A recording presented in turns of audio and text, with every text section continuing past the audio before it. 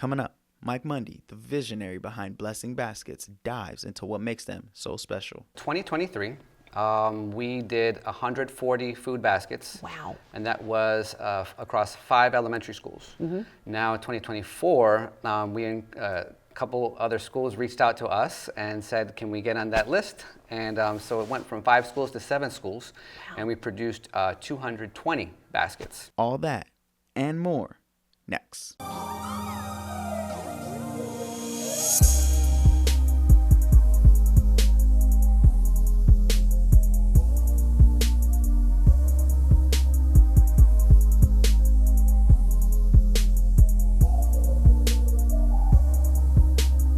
Hey everyone, and thanks for tuning in. This is Around Town with the Laurel Board of Trade, where we shine a spotlight on some of the amazing local businesses and charitable organizations in our community. I'm your host today, Carla Conway, Creative Director with Uncommon Design, and I'm also one of the directors for the Laurel Board of Trade. Thanks for joining us today. Every holiday season, Laurel families experience something truly special, a blessing basket. These baskets are filled with not just with food and gifts, but with love and generosity from the entire community. Now in its 3rd year, the Laurel Blessing Basket project has grown into a movement that brings neighbors together and helps families in need. Now today, joining us is someone you usually see in my chair, your host for Around Town. But today, he's our guest, Mike Mondy, realtor with Keller Williams Realty and director with the Laurel Board of Trade. Mike, welcome. Thank you, Carla. We're glad you're here. Mike, what first inspired you to start this project?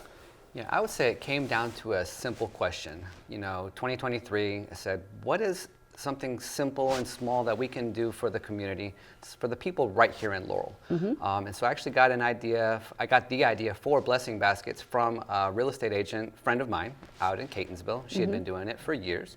I said, can you share with me, what is your game plan? How do you put one of these on for the community? She was very gracious to give me all of her details, best practices. And I said, you know what, we can do that. And at that time, basically, I went in and kind of got uncomfortable in front of a video camera and said, I'm going to record this video and put it into a local Facebook group called Laurel MD Connect. Yeah. Basically, it was a call out to the community, say, who wants to do this with me? And a lot of people said, you know what, I will co-sign that with you, Mike. And I'd say from there, the rest is history. So for some of our viewers who haven't seen one, tell us what actually goes into it. Sure. So basically, you want to think of it this way: a blessing basket is an entire Thanksgiving meal, because we are serving the food insecure families associated with local Laurel elementary schools. And so if you want to imagine a laundry basket. We like laundry baskets because who can't use another laundry basket? And then inside of that laundry basket, we're filling it with all sorts of non-perishable food items. The types of things that you would use for a Thanksgiving meal. We're not giving them a turkey right then and there. We're giving them a nice gift card that they can use at a local supermarket. Oh, excellent. Because we're giving them out the week before Thanksgiving, so we can't just give them a frozen turkey at that point, Yep. But basically, that's a blessing basket. But I would say, it's more than just the food items, though. A blessing basket is something that says to the person who receives it that there's someone in the community that cares about them. Sure, and that's so important. How has the project grown since that first year, and what's the goal this year?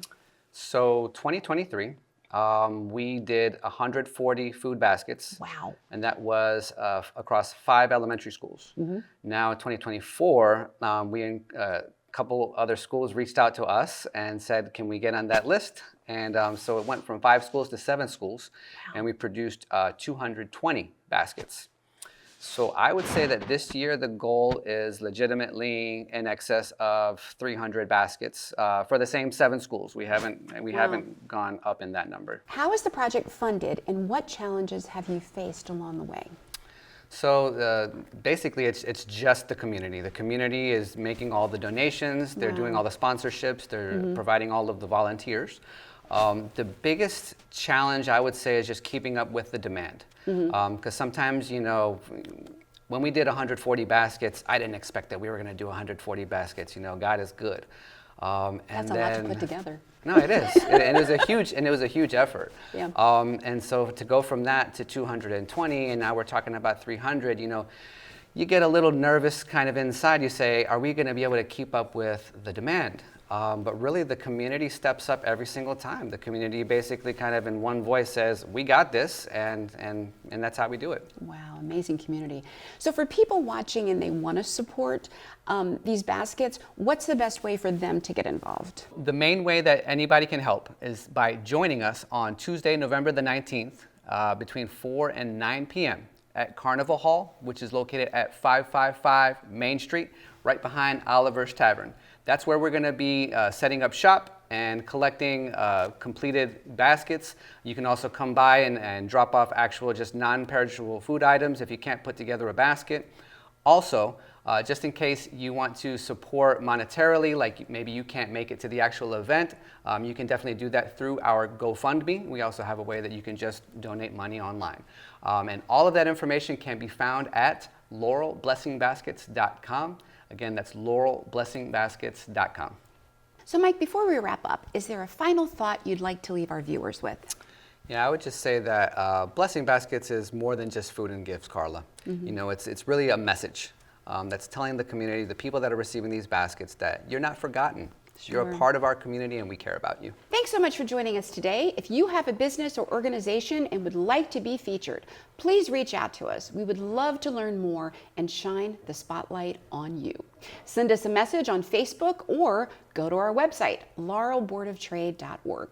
Also, on our website, you can learn more about the Laurel Board of Trade and all the benefits and the many events that we sponsor, including our Main Street Festival 2026, which will be held this year on Saturday, May 2nd. We also invite you to join us for business networking. That's every third Thursday of the month, online virtually and in person once per quarter at one of our member businesses right here in Laurel.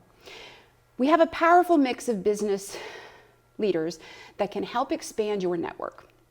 Well, that's a wrap from the Laurel Board of Trade.